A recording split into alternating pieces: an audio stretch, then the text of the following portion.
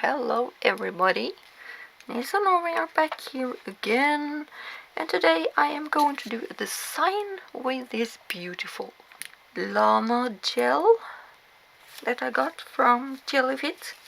These have a woolen texture to them. I am just going to show you the swatch sticks really quickly before I start. If you haven't seen my swatching video, go ahead and do that. I think that these ones are even more pretty in matte top coat. I actually do not have GellyFit's matte top coat, but I can find another one that I can use, because these ones will not come out to their full potential before you have a matte top coat on. The shiny one gets a little bit too reflective, I think, when you have that effect, so I think we are going for the matte, so stay tuned. I am going to put the design on these nails. They are some shorter or medium ballerina or coffin shaped nails. I'm just going to push back the cuticle and just do a slight cleanup. Look at all those cuts I have made on myself, but that is just how I work on my nails, sadly. I need to dry this out because I have just put some lotion on my hands, and that is not a good idea before you're doing a manicure. So I need some proper sanitation. I'm not sure if I'm going to use all these colors because there are too many. But I'm going to use at least 4 of them because I am to do a sweater design, so I'm definitely going to use 4 of them. So we'll see. So then I go in with my cuticle pusher, because when you push back your cuticles you get a millimeter or two to, so it, when you're finished with your design, that creeps back over your gel polish again, so it gets nice and snug. And then I start with the base coat from GellyFit. It is a really thick base coat, but is supposed to be used to fill in ridges and also to be used as an infill, a tiny infill. You can build a little apex with it. It's really handy in that way. It's just a little bit unusual to work with, for me to work with such a thick base coat. It's just something to get used to, and I really love to have different types of base coat for different purposes. And then I go around with my little striping brush to get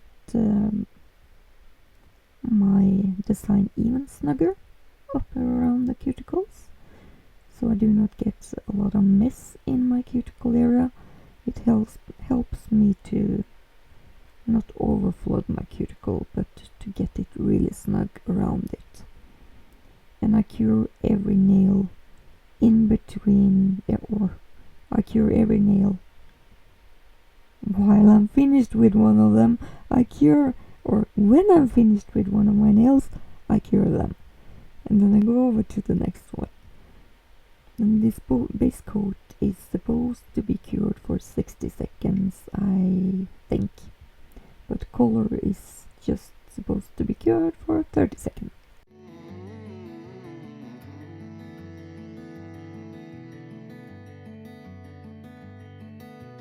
And then I go in with this brick red orangey color, number 16 I think it was, and I do work a little bit extra to make these gels lay the way that I wanted them to be, or want them to lay, because of this extra fuzzy texture.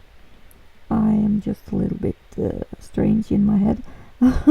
I just want those fuzzies to lay the way that I want them to lay, so it's not just a mess on my nail. So working a little bit more on my layers. So I'm just showing you one layer at a time, or one layer, because I do put on 2 layers, but you only see one layer. So then I go in and with a green color. Now I'm making this plaid design. It's just a random design that I made up in my head, so it's nothing special, just some thicker and thinner lines and so on. So 2 coats with these green ones, and I also flash cure in between so I do not mess up my creation. And then I make some tiny vertical lines where those 2 lines meets, so it's supposed to make a little extra texture. I'm not sure if anyone can see them, but I did them. So here is a little smaller line with the blue color. This is a beautiful blue color.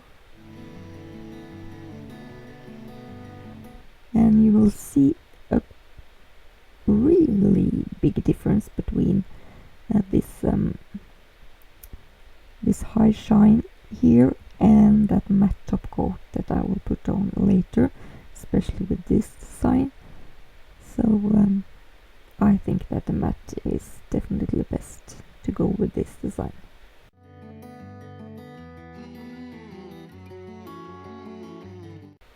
I really enjoy working with the liner brush or striping brush. I just find it so soothing. And then I go in with just white painting gel and make tiny vertical lines, so it looks like a line, but it's supposed to actually look like a texture line, like in a plaid. And I made it a little bit wonky from the middle and down, and that irritates me highly. And now I also mention it to you guys, so you can also be irritated over it. Maybe I should not have said anything, but I did. So you can see that makes a little bit extra dimension to this plaid design. Or as you say in Norway, you say plaid. That's the nicest word to say it. My dialect is so broad, so where I live we say plaid. I'm not sure if you even heard the difference between plaid and plaid, so I'm not sure. It's just a thick L, Earl. Try to pronounce that. Well, at last I go in with that eggshell color, or that, and just make some tiny stripes. And then I put on the matte top coat that I had, and you will see a huge difference. I took my time with this top coat for sure. So then I go in with this eggshell color on my index finger, and again I'm working a lot to make those fuzzies where I want them to be, even though this is sped up. But I really enjoyed making this design. These gels was just made for this design.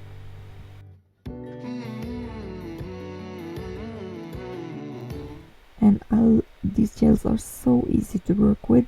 They do not run into the cuticle area. It stays where you put it, and it's so easy. I have never wiped so little in my cuticles ever. than I do with these gels. Maybe because it's quite thick, because of the texture. And then I go in with the orangey one and make some diamond. One diamond first of all. It is quite wonky again, as you can see. It's out of shape. I try to fix it a little bit in the bottom there later, but it wasn't perfect. But then I go in with the green and put on 2 layers with that green, and just to put another diamond on top of that orange. And I had not a huge plan here, so I just started with the blue and built my way up with some small tiny lines that went crisscross over these diagonal over these diamond shaped objects. I have no idea how I'm going to explain this. I just make a design, starting to make a design as I go, and if I don't like it, I just wipe it off and start again and try something else. And I'm not that good at planning, or I have a plan, but it doesn't always work out.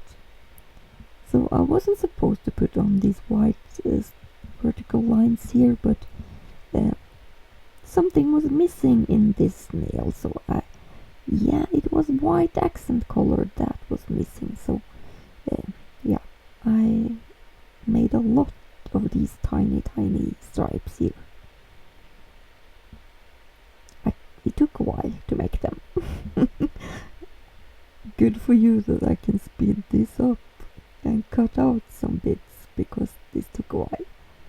And that line here got a little bit wonky. Again, I'm sorry for mentioning it, so you can see it, but I'm just only human. I hope I can do GellyFit some justice, because this is a beautiful brand.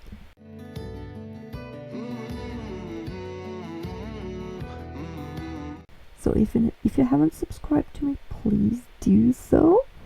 And of course also go in and check out GellyFit in the description box below. There are some links there. And also my other social media. And of course I will have a link to how I built up these nails from the beginning, or this was actually an infill redesign, reshaping and infill. If you want to see how I reshape and redesign a nail, especially this coffin nail, you can go and check that out in the link up in the corner here. So I went in and made a heart. So I got kind of a negative space, is that the word? And then I went in with the green, as you can see, the green color around that heart, and filled in around with my little striping. I'm not sure if it's a striping brush. Yes, it is. It is actually from Wildflower. It's the purple one from Wildflower. That is actually the only name for it, I think.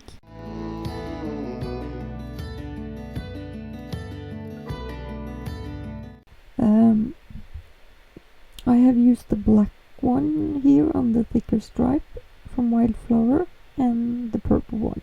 That has been my go-to striping brush for a long time, for everything actually. So then I put the matte top coat on before I go on any further with this design. Then I go in again with around the heart, because I am going to do a ugly sweater design on this nail. And I will soak this heart before I cure it. I soak it in clear acrylic, and then I make other lines and design on this nail, and bit by bit I soak it in acrylic and cure it before I go along to the next stage.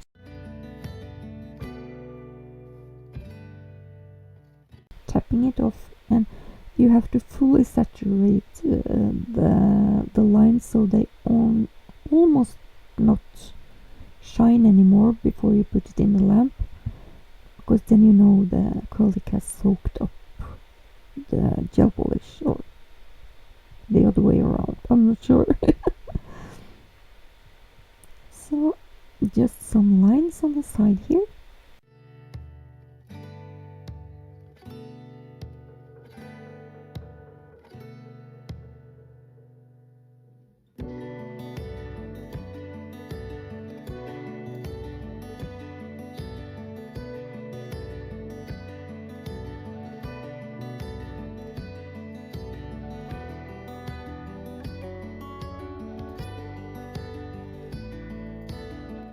Then I find some places to make other design here and there.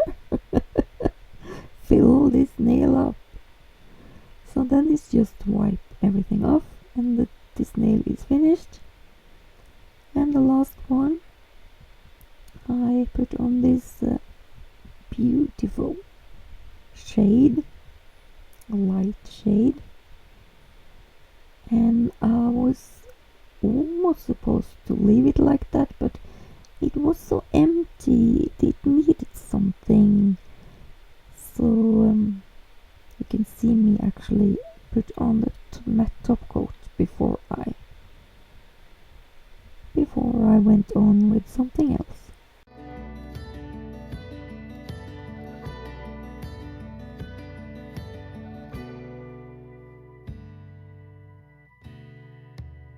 Then I went in and made opposite colors and just smaller diamonds.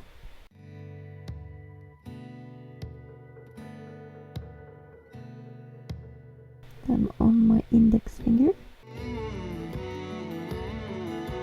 And then the opposite color of those crisscross lines also. I just made the thin lines here. I would not take the time to do even tinier lines of the whites. And I should have started with the blue lines first, because the white should have went over the blue, but I went over again with the white, so I fixed it somehow.